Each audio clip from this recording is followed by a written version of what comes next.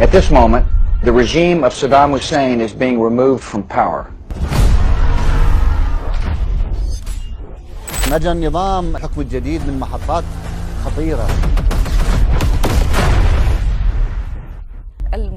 مستشار رئيس الوزراء السيد إبراهيم صميدعية، شلون تقيم عامين مضت على حكومة السوداني؟ واحد من أفضل المعالجات بالعالم.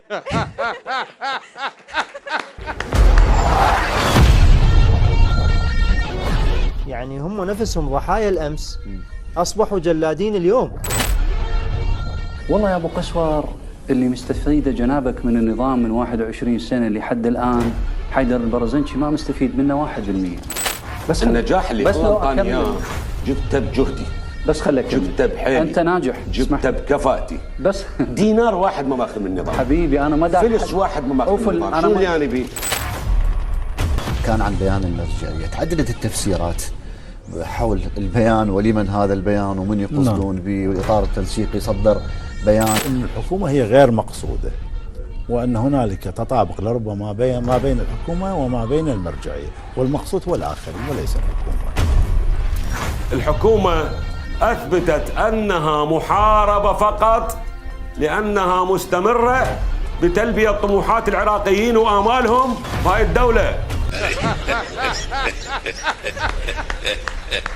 بالنسبة لشخصية السوداني، الرجل معتدل وواقعي، عنده خبرة بالعمل الإداري، واشتغل بدوائر الدولة من التسعينات، وبعد التغيير عمل بأكثر من وزارة وصار وزير ووكيل وعمل بهيئات مستقلة. يجب الالتفات بحذر وبقوة لنشاط خلايا البعث المجرم. تسمع دولة الرئيس وما تسمع، وهؤلاء الحرامية اللي تكشفهم من خلال وزرائهم دوس على رؤوسهم هم وأحزابهم.